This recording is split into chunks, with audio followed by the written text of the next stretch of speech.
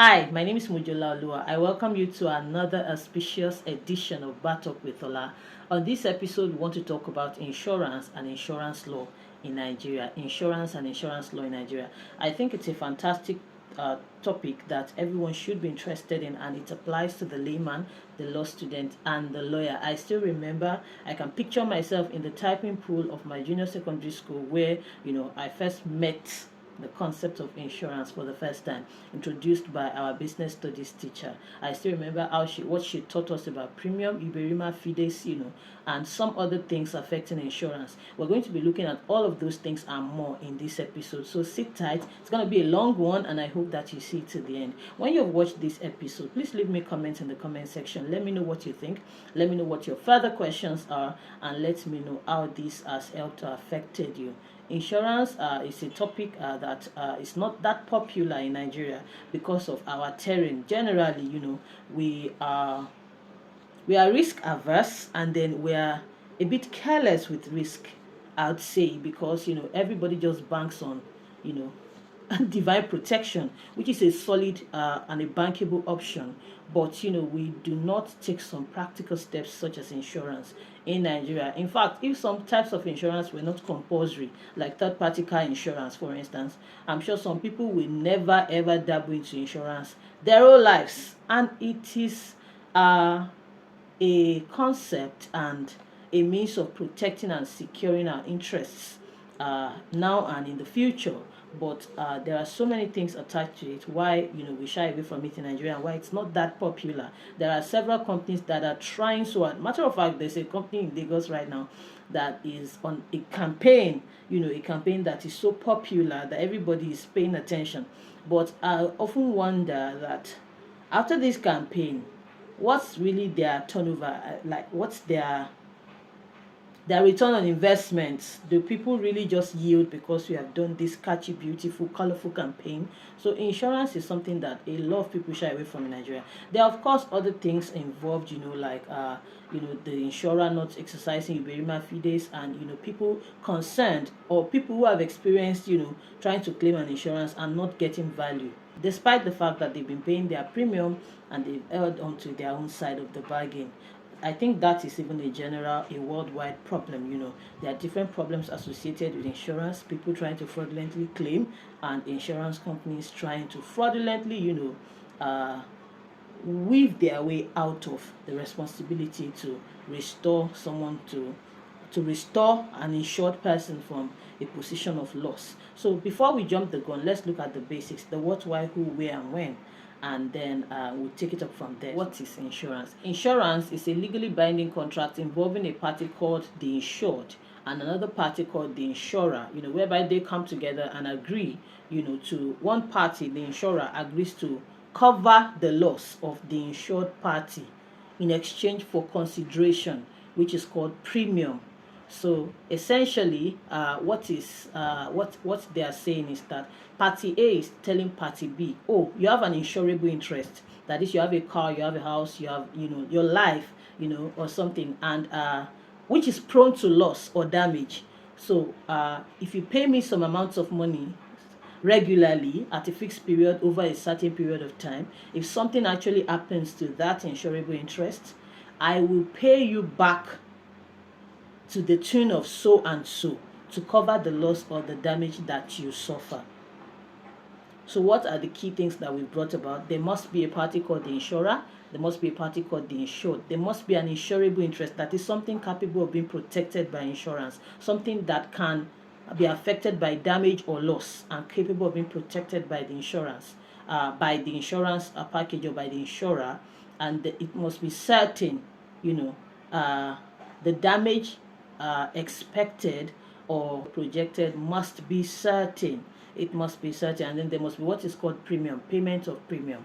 So that is essentially what insurance is. Now we look at the terms.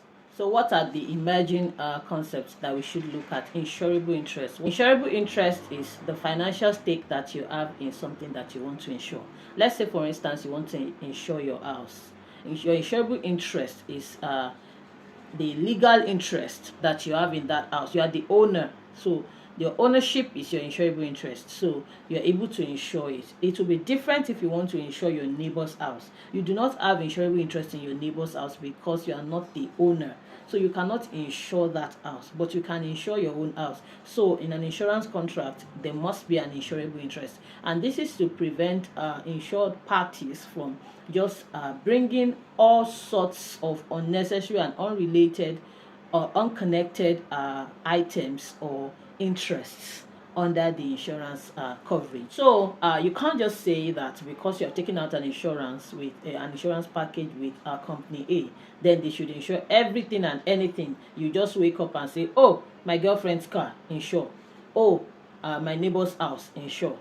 My cousin's dog, insure. You can't just say that.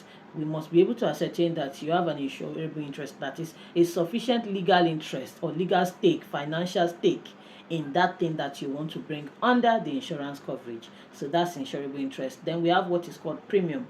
Premium is the value that you pay to be insured. So if you take out an insurance that requires you to pay 10,000 naira monthly, for instance, and then they tell you that, oh, in case there's a fire incident in your house, we will cover the cost or the damage to the tune of 100 million naira or 100,000 naira in exchange for you paying 10,000 naira to us every month.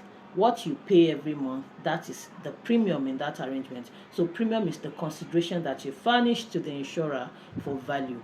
Consideration for value furnished by the insured to the insurer. So I hope you are getting a grip of what insurance really is. It's A, coming to B and telling B that if you have an insurable interest, I can cover the loss if there's a loss or a damage to that insurable interest. I can cover it if you will pay me so amount of money every month, every week, every year.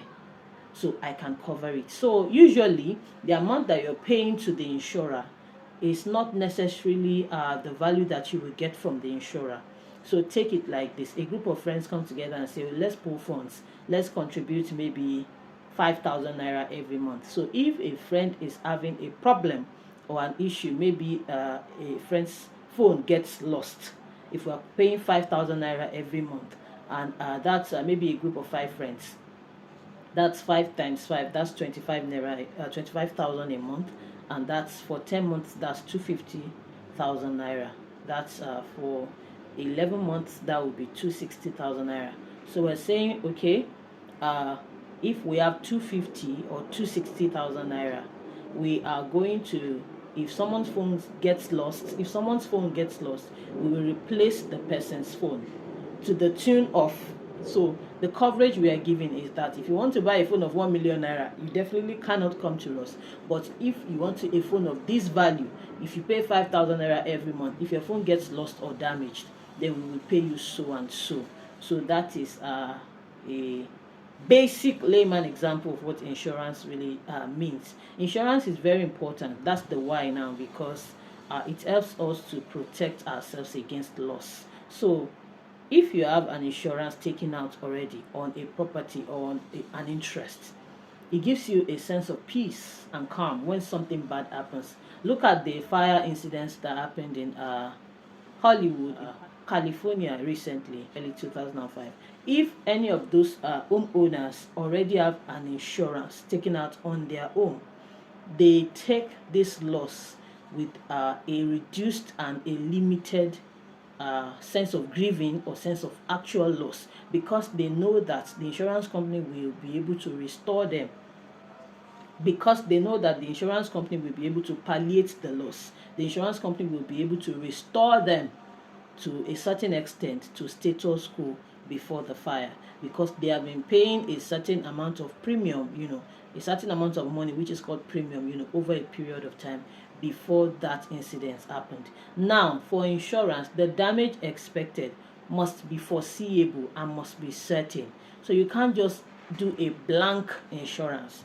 It must be certain that in case of, this is fire insurance, this is health insurance, this is third-party motor insurance, this is life assurance. When it's life, it's called life assurance. It just means that if you pay a certain premium over a period of time, if you die, we will pay your next of kin. We'll pay the person that you register for us to pay to. We will pay them this amount of money to cover for the loss of you. Of course, you can't replace human life, but it is a way for you to give your loved ones soft landing in the case of your demise. So we will pay that out to them in the case in the event that you die or that you lose your life. So these are sometimes there's aviation insurance, types of insurance. We have like I have already mentioned, life assurance, marine insurance, aviation insurance, health insurance. Those are some of the commonest types. Third party motor insurance, property insurance in general, which will cover your car, your house, things that you own. You could insure your library. If you have things of value, you could insure a museum. Think about some of the most valuable things in the world. Artifacts, for instance, in a museum. Artworks in a gallery, books in a library. Some of those things. An hospital now with valuable medical equipment. Many of those things are insured against fire hazard, insured against theft, loss, and several other types of insurance. But usually in an insurance package, what is being insured and what the target or the scope of the insurance is usually delineated. It is not just a blank check that if anything happens. So if you have taken out a fire insurance and there's a flooding in your apartment, for instance, you can't claim it and say I've suffered loss. Yes, there's a loss, but it is not caused by fire. It's not a fire incident. So you can't come under your fire insurance to claim if there's been a flood in your apartment. I hope that you're getting it. Insurance is a voluntary arrangement between parties. It can also be determined by parties at any time. What is covered or what is insured must be a legal interest. So you can't insure if you're living in a country where weed, for instance, is that's drugs, hard drugs is illegal. You cannot insure your weed storage. It is not a legal interest. When we say that you cannot do something because it is not a legal interest or it is not legally enforceable or it is not lawful to be taken out in a contract or to be the subject or the object of a contract, it does not mean that you can't do it. You can do it, but it just means that if there's a breach, you can't enforce your rights under the law. So you can't if you reach an agreement with an insurer, to insure your weed storage, for instance. If there's a loss or there's theft, you can't come to court and enforce that contract because storage of weed in the first place is illegal. All you will be able to do is expose yourself to the drug law enforcement agencies, that caters to drug use and drug abuse, and then you have another case to answer, mostly a criminal case. So the interest to be insured must be a legal interest, and there must be the insurable interest, also a very important thing to consider. You cannot be an interloper insuring other people's properties or other people's interests. You must have sufficient interest in what you're insuring. If a university should take out an insurance package, for instance, with an insurer, the university will be taking it out as a body corporate, taking out the insurance. So they are that would in the name by which they can sue and be sued. So they can take out that insurance because they are the university, even though it's a public establishment. They are taking it out as a corporate body because they have sufficient interest in the university and its properties. So you can also take out a comprehensive insurance plan that entails not just one thing but several things. But essentially, whatever is included or whatever will be insurable or your premium will cover must be clearly stated. It must be clearly stated. We've talked about insurable interest and we've talked about premium. There are some other terminologies or some other things that are featured in an insurance contract. We have what is called coverage. That is the extent. I've already explained it. The extent or the scope of the insurance. That is what your insurance covers. So if you have taken out a comprehensive insurance plan, for instance, it must be stated that this insurance covers fire hazards, flooding, it covers theft, it covers damages of such degree and such nature caused by such factors. So the coverage must be clearly delineated. So coverage is what your insurance covers. That is what the premium you are paying, what it covers. So that is another term that you should know about. Another one is deductible. Deductible is the amount or the degree of loss that you will be responsible for in the case of loss. Usually in an insurance contract, which is why so many people feel cheated, there's what is called deductible. That is what the insurance company will not cover. So you must know that too, and it must be clearly stated that in the case of a fire incident, we will cover it to the extent of such and such. We will not cover this. So we will deduct that from the coverage. We will deduct that from what we are supposed to pay out to you to cover the loss. So deductible is the amount that you're liable as an insured party to pay out of your own pocket before your insurance policy kicks in and covers the rest. Another one is claim, and usually insurance goes well until there's a claim. In most instances, people run into trouble when it's time to claim, because then sometimes people are trying to claim more than they should, and sometimes the insurance company is trying not to pay up to what they should. So claim is the demand that you make to an insurer to say to them, oh, so and so loss has occurred or has taken place. Now, pay me, cover it for me. So that is a claim. So we've talked about insurable interest premium, claim, we've talked about coverage, and we've talked about deductible.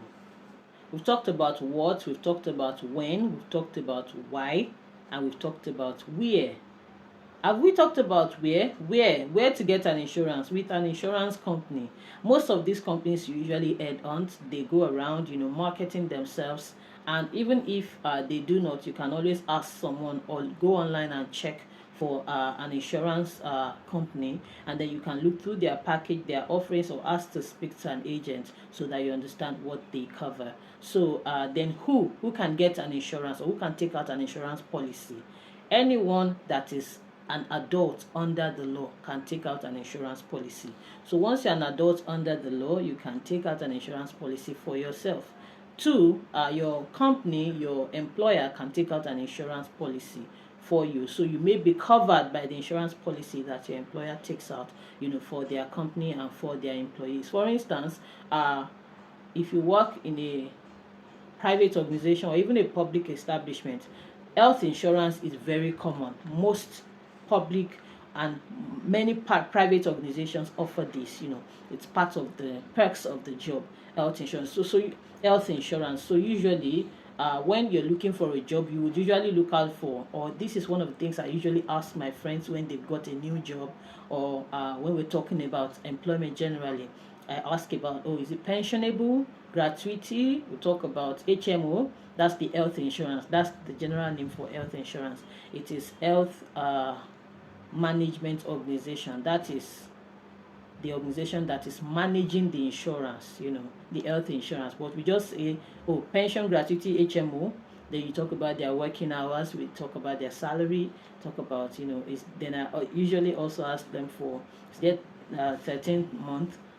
Do they pay 13th month? And we also ask for leave bonus. So those are the things that I ask my friends most times, or that I discuss with my friends. HMO, that's the one that refers to the health insurance. So most companies have health insurance. You should ask your company. If you don't know about it, you should ask them. They should definitely have it. So I remember when I used to work with the Oyo State Ministry of Justice, they had health insurance. It was part of the package. And they would deduct the premium, a percentage of the premium from your salary every month. So it will be there, and then you can go and register. I remember one of my achievements as a new state council then was that they were deducting the premium, but none of us had been registered under the coverage. And in civil service, nothing happens until you happen. So until you happen to that thing, nothing happens. So one day our director was just saying, she went to this hospital, she went to do a comprehensive checkup, to do this and that and get some drugs, because after all, they're taking it out of our money. So she was just like, you people, you better go and register your own. Nobody will do it for you. So I went to the health, the department that was overseeing that. I asked questions, then I was able to successfully register all members of my cohort that we were employed together, almost 30 persons, I was able to help us all register for the health insurance, just register and to procure ID cards. So I just told everybody, come get your ID cards in my office. So, and then you can always go back to them and then choose the hospital or the provider that you want and just carry on with your life. So that is health insurance. So we've talked about you, your employer. Another who is your parents. So if you are a child still under your parents, the insurance can cover you, but usually it covers up to a certain age. I remember when I was younger, my dad had an insurance policy taken out for the family, so it covered me until I was 18. So you can be covered by insurance that your parents take out. Usually it's health insurance, but probably other types of insurance, but in my own experience it was health insurance taken out for the family. So that's the who of insurance. There are some other obscure types of insurance, but they are in existence. For instance, when you're trying to buy a phone from an online vendor or an online marketplace, sometimes they have insurance for some certain items. Like I remember when I was trying to buy my phone, they were asking me if I wanted insurance. When I ordered the phone online, it had an insurance option that you could pick, so you pay more so that the phone could be insured. And of course they would explain to you, but it would usually contain insurance against some certain types of loss over a period of time for your phone. There's flight insurance, for instance, travel insurance. For instance, some airlines offer it where you pay more when you're buying your ticket, and it would cover things like flight cancellation. It would cover things. Of course, there's there's some remedy for flight cancellation, but when you pay for that insurance, it may cover more than the routine one. So it would also cover things like maybe luggage loss, or things like medical emergencies during the flight or when you're traveling. Some other means of transportation may have it. Some may even subsume it into the money you're paying, so you don't have to pay extra. But then you would pay for it extra in the sense that it won't be a separate payment, but it would have been subsumed into what you have, and to be explained on your bill that you've paid for so and so. So usually it covers damages or loss in general. One more terminology that we have not looked at is the payout. So when you make a claim, what is paid to you is called payout. That's the restoration that the insurance policy provides you, to cover your loss. So when they pay it to you, it's called a payout.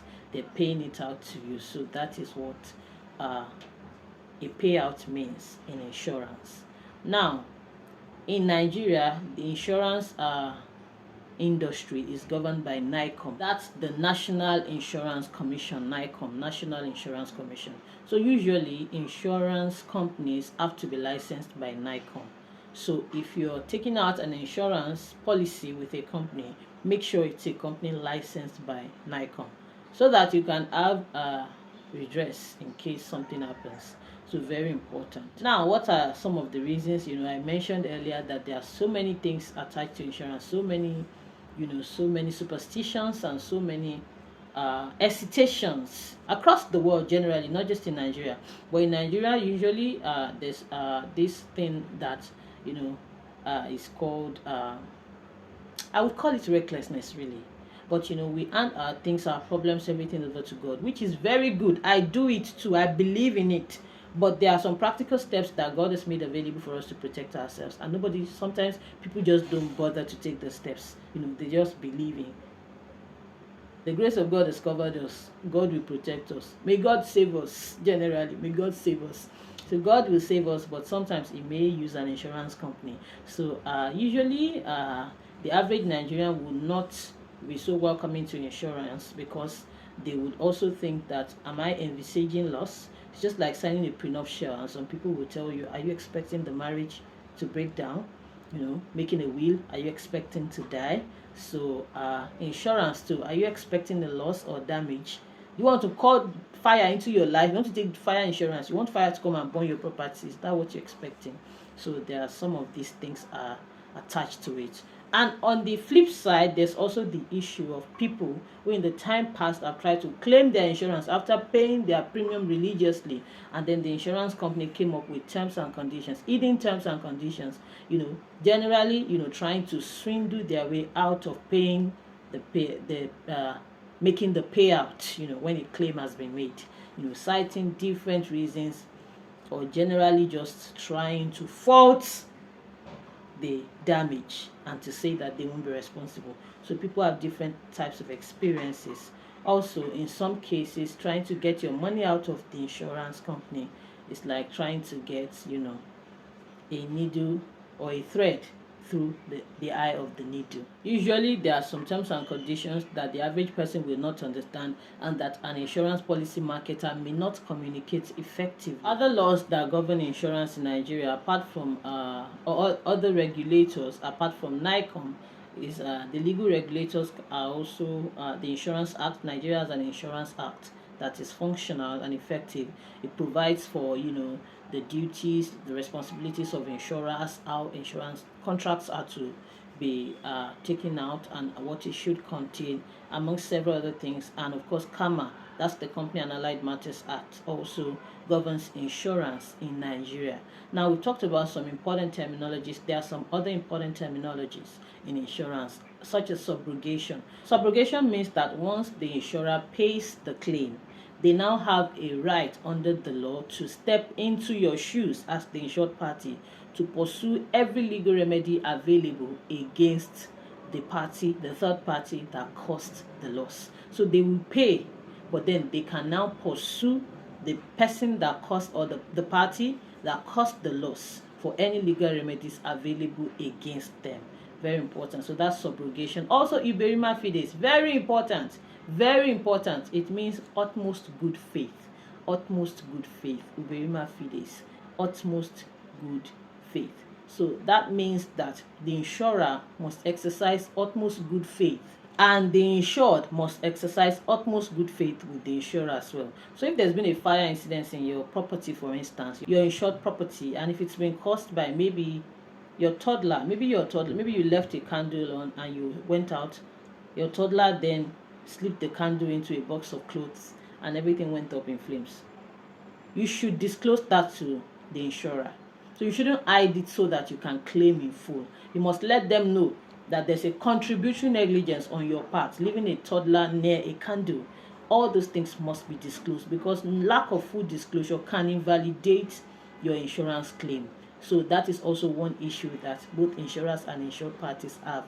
Sometimes the insured is trying to outsmart the insurer, then they say that their claim has not been honored. No, you must disclose all material facts. If you've taken out maybe a phone insurance when buying a phone or purchasing a phone, for instance, and then you have dropped the phone on the floor and then the screen has scratched, and you're trying to claim under the insurance policy you took out for the phone, you should let the insurer know in your claim that I actually dropped this thing. It's not that I left it somewhere, I came back and it was scratched or it was cracked. No, I dropped it. You must let them know. Very important. Also goes for the insured party. So you should let the this also applies to the insurer. The insurer must exercise utmost good faith in that they should not start bringing up clauses that were not there at the beginning of the contract, and there should be no fine print fraud whereby they insert some clauses that are not clear and not communicated to the insured at the point of taking out the policy, and then when there's a claim they now say, oh, you can't claim that, it's in your contract. Oh, this one that is in your contract, this is what it actually means to us, this is how we explain it in our own company, we can't pay you that because so and so. No, both parties must exercise utmost good faith, and it mostly applies in the instance of full disclosure. Everything that needs to be known must be known. Everything that needs to be disclosed must be out in the open. Both parties must exercise Iberima Fides, utmost good faith. That's my favorite term in insurance law and in insurance generally. I love premium, I love Iberima Fides, and I love life assurance. Those three things, I love them. I love other aspects of it. I love other aspects, but those three things I can't forget. I easily remember, and I just love them. Then there's another term that you should know. It's called contribution. Contribution means that if you've taken out several insurance policies and there's a loss, then all the insurers will share liability for that loss in proportions. That is, they will contribute proportionally to the settlement of your claim. in the event of a loss. That is what contribution is. Then there's indemnity. Indemnity is perhaps the most important clause or term or concept in insurance and insurance law. Maybe much more important than Uberima Fides. Indemnity as a concept means that you will be restored to the same financial position that you were before a loss occurred. Of course, you will not be allowed to profit from an insurance policy. If you have insured your car, for instance, and there's a loss, maybe you've insured a certain brand of car, a make of car, you will be restored to your financial position before the loss, but you will not be allowed to profit from it. So the insurance is not ile oba tojo ewa lobukun. You know how that's a Yoruba proverb that means that in the event of a loss, what is built or what comes up is better than what was destroyed. That is not insurance. In insurance, you will be restored to your status quo ante bellum. That is your status quo anti-loss. Status quo before the loss. If you're following our Latin for Lawyers series, I'm sure you understand status quo ante bellum. So it means that in the event of a loss, you will be restored to your state, your financial state before the damage or before the loss, but you will not be allowed to profit from it. So if you have lost a one-bedroom flat, for instance, in a fire incident, you will not be built a mansion by the insurance company, or you will not be paid for a mansion. You'll be paid the value of what was lost, depending on your insurance policy. You'll be paid what it covers, but essentially restored to the position you were before the loss, not to profit from it. So that is indemnity. So when they say you are indemnified, it just means you are protected. You can use indemnity or indemnify in other instances. I love that word and that term also. It just means you are protected from loss that may occur. You are protected in a contract by a party who has covenanted to restore you to a former position, in the event of a damage or a loss. So that is what indemnity means. So the insurance company is indemnifying you by coming into that insurance policy contract with you, indemnifying you. So indemnify, very important. Another thing, now this is also a very important issue in insurance, is proximate cost. Proximate cost, we have proximate cost and we have remote cost. Remote cost is cost that is remote, far away. Proximate cost is cost that is immediate. That is what caused this thing. We're going to look at it in the event of a loss, a fire incident, for instance. We keep using fire because it's one of the commonest insurance policies, fire insurance. There's all the types of insurance, but let's just stick with fire. So in the event of a fire incident now, and you've taken out a property insurance, for instance, we will look at what caused this fire. In your claim now, the peril, that's what caused the incidents.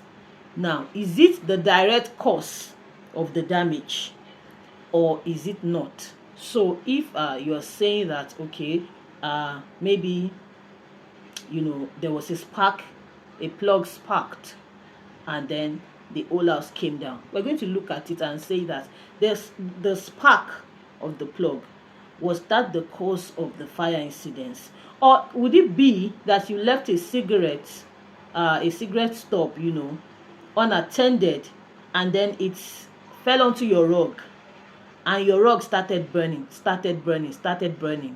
and then it reached a wire, and then there was a spark in the plug, and then it erupted, and the whole house came down in flames?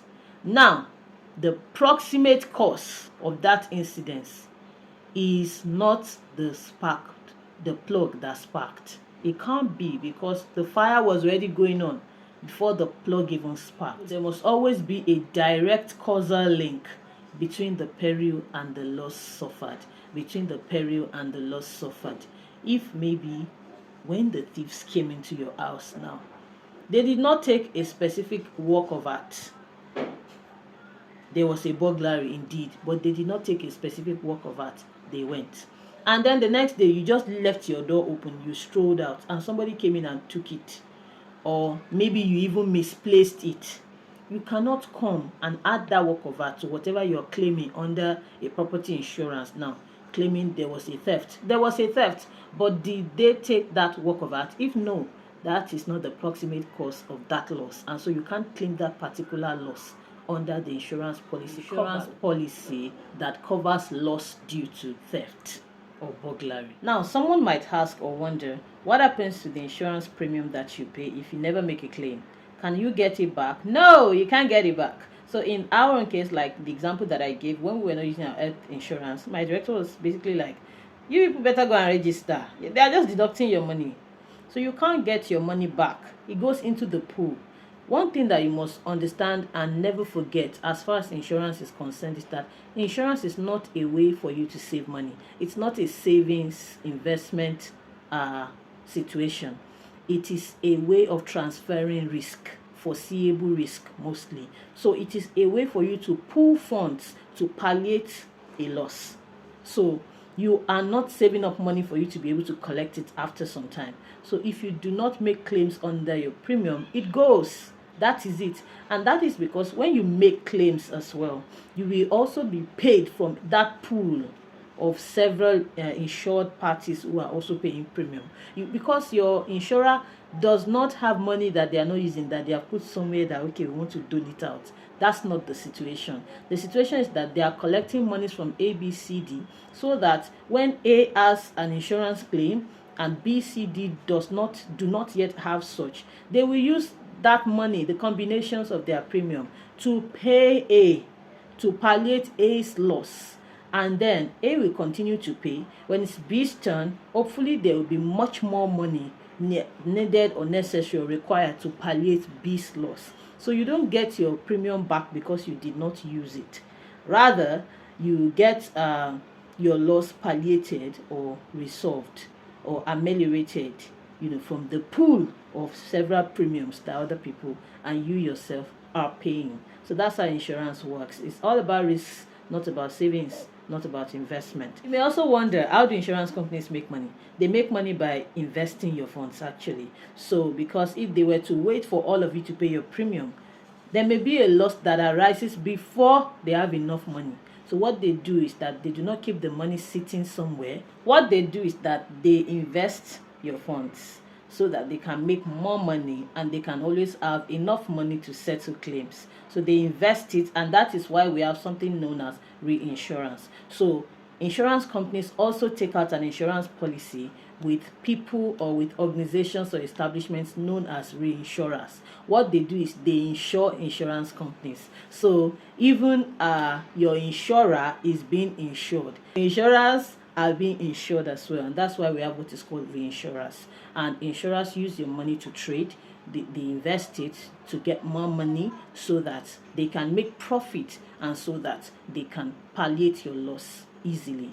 Now, the type of premium that you may be charged for in an insurance policy depends on a lot of variables, and that's why you discover that when you're taking out an insurance policy or filling a form, they ask you a lot of questions. They ask you your age, they ask you your exposure to certain types of risks, and that is why prima fides is very important. Utmost good faith, you must disclose everything that needs to be disclosed. So if, for instance, you have bought a property that is in a flood prone area, I used to rent a house that was built near the canal. Like, our house had 2 gates. If you open the second gate by the side, you could literally see the canal. So if my landlord would want to insure that kind of property, he should disclose that he has built alongside or along a waterway. There's a canal nearby, so there's a flood, it's a flood prone area. So it will determine the type of premium that the insurers will collect or determine or charge, so that when there's a loss, the premium that you're paying will at least suffice to an extent for what they are going to pay out to you. So insurance companies always look out for themselves so that they do not suffer a loss. So you must also look out for yourself, and you must also disclose fully, so you don't then just lie. For instance, if you're taking out a life assurance and you are in a profession that is at a high risk profession, a profession that death could come knocking at any time. You're in a high risk profession where the chances of death is not just determined by the normal average life expectancy, but by the vagaries of your own trade or your profession. You have to disclose so that they know the kind of premium they will charge you, and so that it can suffice when it's time to claim. Very important. So Iberima Fide is very important. Subrogation is also very important because it ensures that you don't profit twice from a loss. So we said subrogation is that the insurer can now pursue the third party that caused a damage or a loss to you. After settling your claim, they can pursue the person to recover what you would have recovered if you had no insurance. So you are not allowed to pursue that person after taking an insurance claim, so that you don't profit twice, because insurance is not about profiting. It is about maintaining status quo, financial status quo, about ameliorating or palliating loss. Very important. And also we talked about indemnity. That indemnity means that when you take out an insurance policy, the insurer is covenanting to restore you to your pre-loss position. It is not for you to profit. So it is not that you're using a Toyota Camry and then you suffer a loss and you're claiming for a Maybach, and then they are going to get you a Maybach. That's not how it works. You are not to profit from the insurance. Rather, they are to help you get back to the state you were before the loss. That is what indemnity is all about. I hope that you have learned a lot from what we have spoken about so far, and I'm hoping that you got this far. If so, leave me comments in the comment section, and thumbs up to you for getting to the end of this episode, where we have talked about insurance, and we've talked about the laws governing insurance in Nigeria, the CAMA, that's the Company and Allied Matters Act. We've talked about the Insurance Act, and we've talked about the regulator, that's NICOM, National Insurance Commission. They regulate the licensed insurers, and they set standards in the insurance industry. I will see you in my very next episode. Please don't forget to subscribe to Bat Talk with Ola. Tell a friend, share this video with a friend, share it on your groups, share it with people that you care about and people that you think should know something about insurance and insurance law in Nigeria. I will see you in my next video and in the comment section. To-dos. Hi, I want to tell you about my books. I wrote some books that I want you to buy. The hard copy is coming out in 2025.